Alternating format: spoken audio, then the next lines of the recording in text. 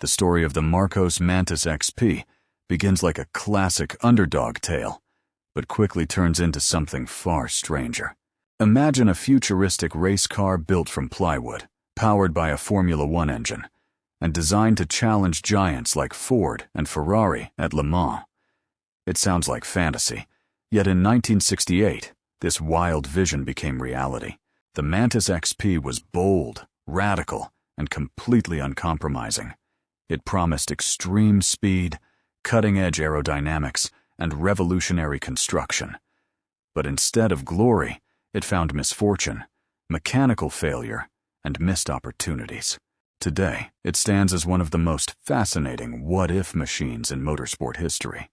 A car that dared to dream big, but never got the chance to prove itself on the world stage. The origins of the Mantis XP trace back to the small British company Marcos Engineering, founded by Jem Marsh and Frank Costin. Known for unconventional engineering, including wooden chassis designs, Marcos had already built a reputation in racing circles. By the late 1960s, the team wanted something bigger, an ambitious prototype built specifically for Group 6 racing and the legendary 24 Hours of Le Mans. The project was entrusted to designer Dennis Adams, who created a car unlike anything else on the grid.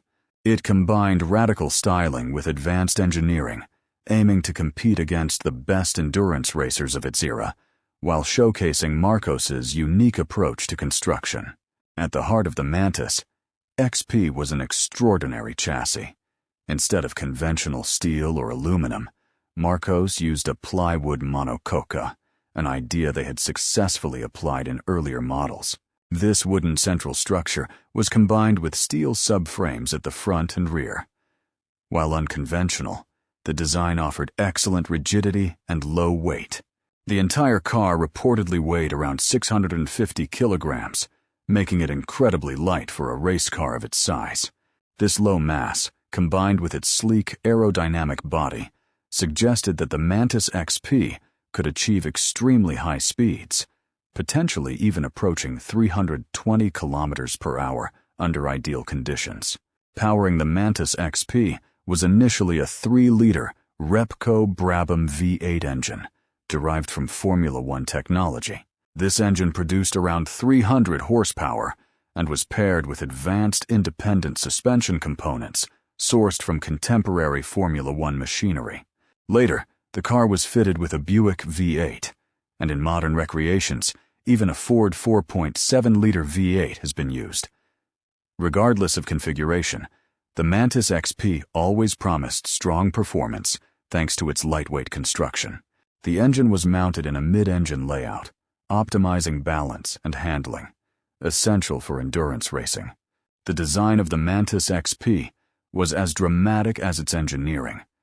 Its ultra-low body featured sharp, angular lines and a long nose designed to reduce aerodynamic drag on long straights like those at Le Mans. One of its most striking features was the extensive use of transparent materials.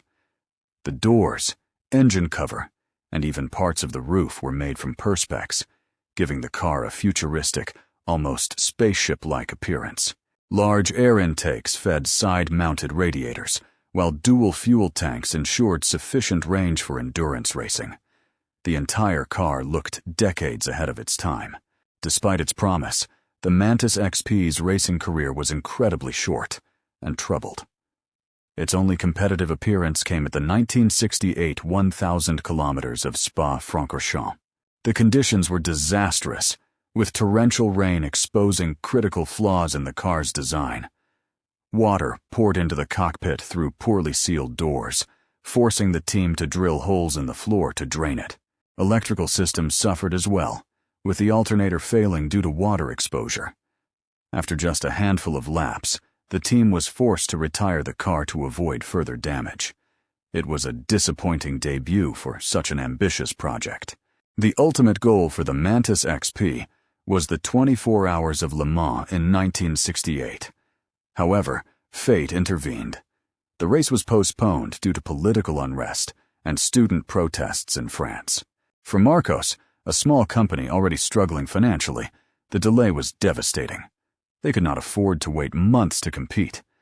As a result, the Mantis XP never made it to Le Mans, the very race it was built for. This missed opportunity effectively ended its career as a competitive race car before it truly began.